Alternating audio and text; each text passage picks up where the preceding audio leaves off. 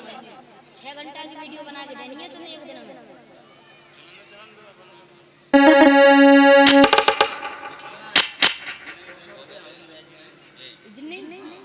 और ये नीरज फौजी ये भैया 100 रुपए से हमारे शास्त्री मंडल का सम्मान करते हैं।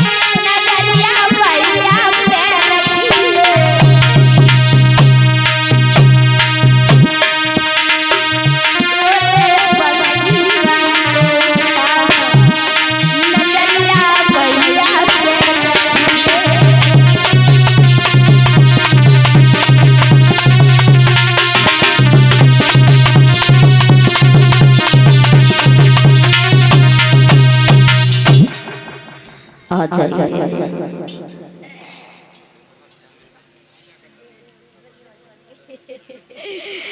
हाँ आओ आ जाइए।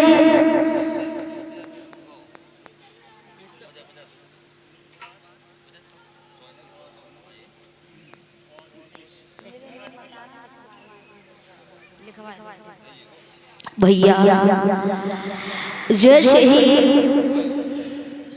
खत लिखा है रुक्मणी ने और जैसे ही खत लिखा है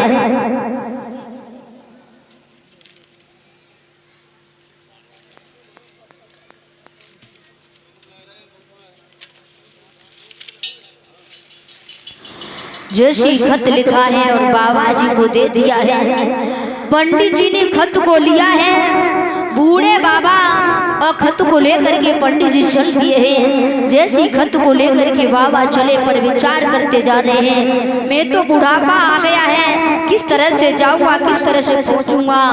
और खत को लेकर के चल दिए हैं। जैसे चले हुआ क्या है,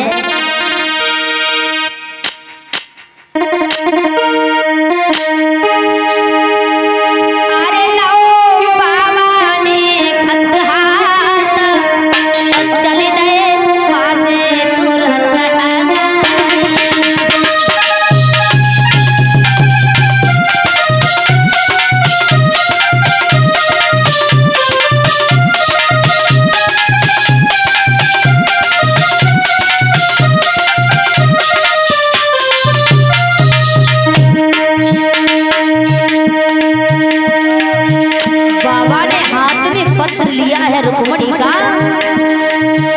धीरे धीरे कदम बढ़ाया, देखी प्रच्छन्न की छाया।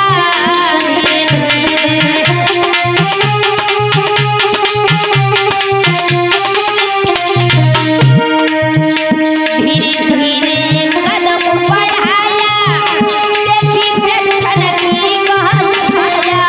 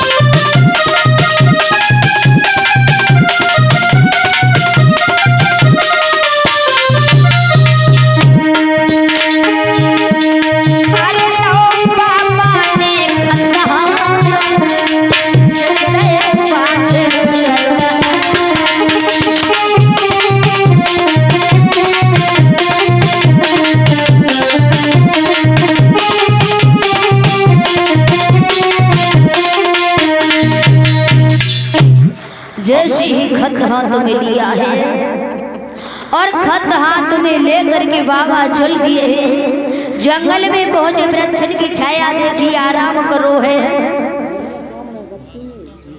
और ये दान इस प्रकार से आए हुए हैं। 21 रुपया दिव्यांश सनौक नीरज बेलमई और 100 रुपया एवरेंसी ग्राम नगला परसी और 51 रुपये रामधनी ग्राम मरहेला, 50 रुपया विकास यादव मरहेला। ये सब भाई दान पात्र के रूप में दे रहे हैं। और भैया जैसी ही ब्राह्मण ने वह छाया देखी, सो गए हैं। और जैसी सो गए उसके बाद में भगवान कन्हैया ने अपनी योग माया से द्वारका में रख दिया है। द्वारका में पहुंचे हैं, कन्हैया को देखो पत्र दिया है, सारी बात कन्हैया को बताई है। और इधर चंदेरी के राजा शिशुपाल के लिए पत्र भेजा है रुकुम ने, तो उधर से वो बारात ले आया कुंदनपुर में। भगवान कन्हैया बलराम द्वारका में रह रहे हैं। पत्र देखा है तो जवाब दियो, इसमें सेना बहुत है, बताओ मैं कैसे जा सकता हूँ। जवाब दियो, लाला तेरे बगैर वो मर जाएगी, तासो माई संग चलो। बलराम से आज्ञा ली कन्हैया ने और आज्ञा लेकर के कुंदनपुर में आए हैं। बाबा को घर भेज दियो है। बाबा ने रुक्मणी को भेजो है, कहा मंदिर पर भेज देना। और भैया जैसी मंदिर पर भेजा है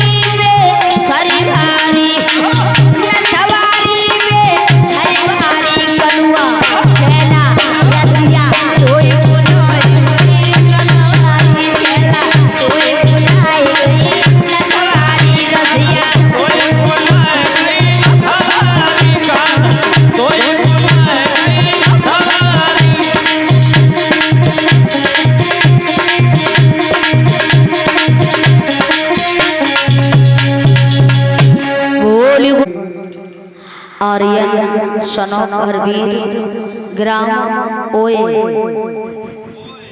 ओए गिरोर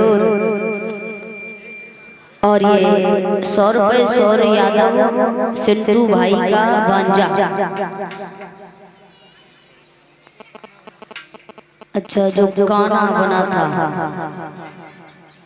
ये 100 रुपये से सम्मान कर रहे हैं। भगवान से प्रार्थना करते हैं कि मुरलीधर कन्हैया इनके लिए आगे बढ़ाता रहे, समाज में सम्मान मिलता रहे।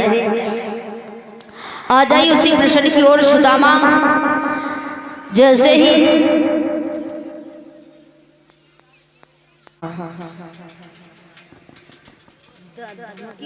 घर अंदर को ले गए हैं महल में और ले जाकर के आसन पर बिठाया है।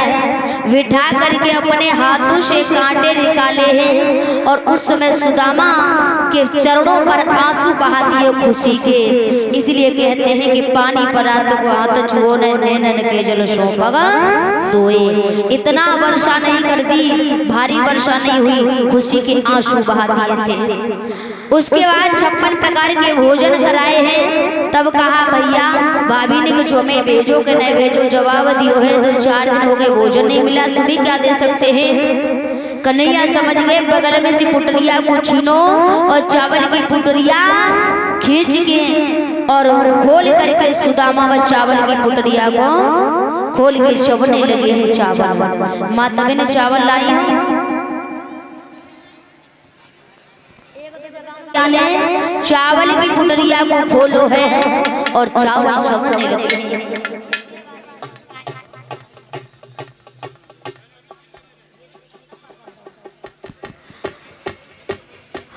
और माता ने चावल लेके आई हुई, वो चावल फेंके ना, फेंकने को ये चावल नहीं बताए हैं। चावल फेंके ना, एक पात्र में रख दी जाए, ठीक है।